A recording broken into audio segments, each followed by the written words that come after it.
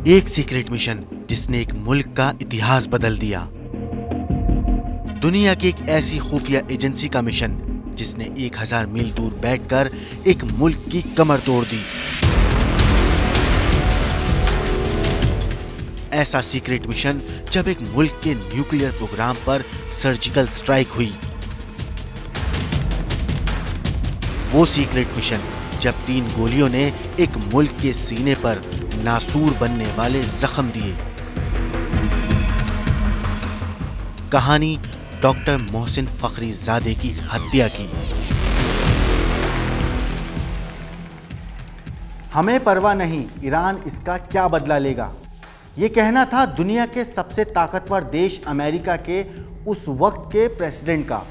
ये बयान था अमेरिका के पूर्व राष्ट्रपति डोनाल्ड ट्रंप का।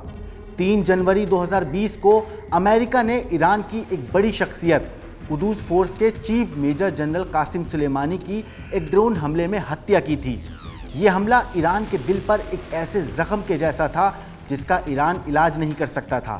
लेकिन इसके ठीक 10 महीने 25 दिन के बाद एक और शख्स की हत्या होती है जिसके मरने से ईरान को भारी नुकसान हुआ। अब इधर से हमारी कहानी में एंट्री होती है इजराइल की, जिसकी सीक्रेट एजेंसी मोसाद के कारनामे तो हमने खूब सुने हैं, लेकिन आज के एपिसोड में हम बताएंगे मोसाद का वो कारनामा जब 7.62 mm की स्नाइपर मशीन गन और 1000 मील दूर से एक हैरतअंगेज कारनामे को अंजाम दिया गया।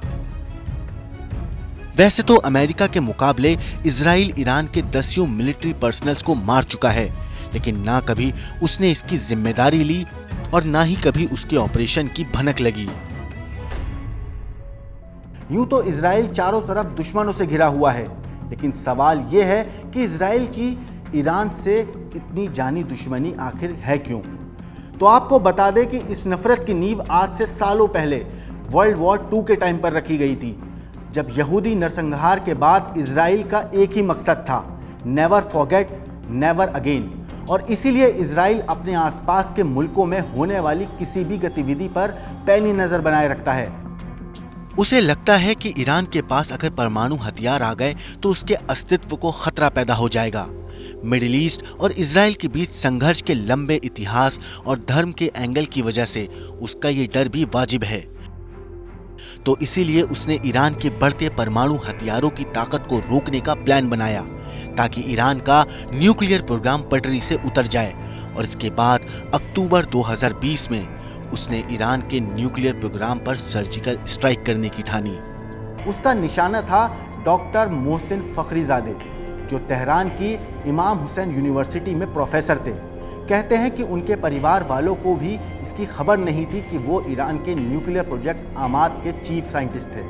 इसी वजह से वो लंबे वक्त तक इजराइल की खुफिया एजेंसी मोसाद के निशाने पर थे। 28 नवंबर 2020 फखरीजादे किसी काम से अपनी पत्नी के साथ अब्साड शहर की तरफ जा रहे थे। सुलेमानी की मौत के बाद से उनकी सुरक्षा और कड़ी कर दी गई थी, क्योंकि 2007 से ही वो मोसाद के निशाने पर थे, जिसकी चेतावनी उन्हें सुरक्षा एजेंसियों से मिलती रहती थी। लेकिन इस खतरे के बावजूद फखरीजादे ने बुलेट प्रूफ गाड़ी के बजाय खुद की गाड़ी से अब्साड शहर जाने का फैसला किया। और बस फिर क्या था, फखरीजादे की ताक में बैठे मोसाद को मौका मिल गया और उसने अब्साड शहर की तरफ जाने के लिए मेन हाईवे से एक अलग रोड पर जाल बिछाया और उस रोड की साइड में कंस्ट्रक्शन का सामान रखकर एक पिकअप वैन को छुपा दिया और उस पिकअप वैन में 7.62 mm की स्नाइपर मशीन गन लगाई, जो 600 राउंड प्रति मिनट फायर कर सकती थी। करीब 1 बजे मोसाद की टीम को सिग्नल मिला था कि फखरीजादे अपनी पत्नी के साथ निकल चुके हैं।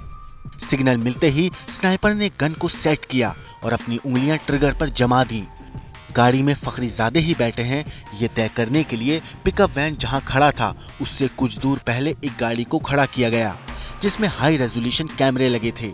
यू टर्न पर गाड़ी रुकी तो कैमरे की मदद से ये पक्का हो गया कि गाड़ी में फखरीजादे ही हैं। जैसे ही फखरीजादे की गाड़ी स्पीड ब्रेकर पर पहुंची, पिकअप वैन से एक के बाद एक 6 राउंड फायर हुए।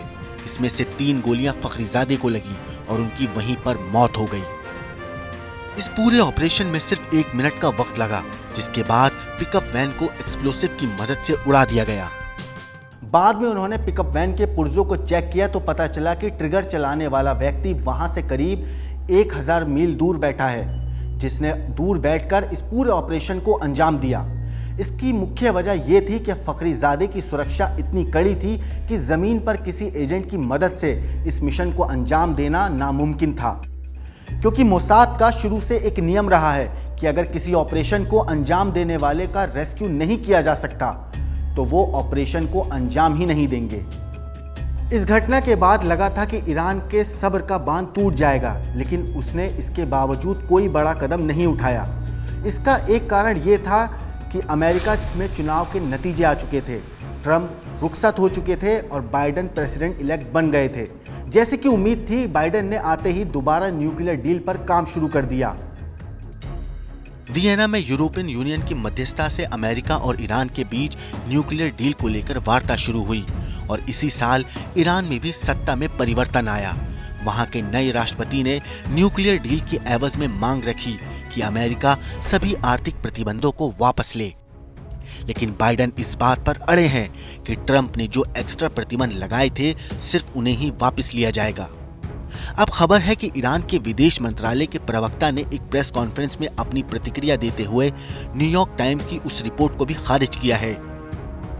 इसके अलावा यूएन की सालाना मीटिंग में न्यूक्लियर डील को लेकर चर्चा हो सकती है।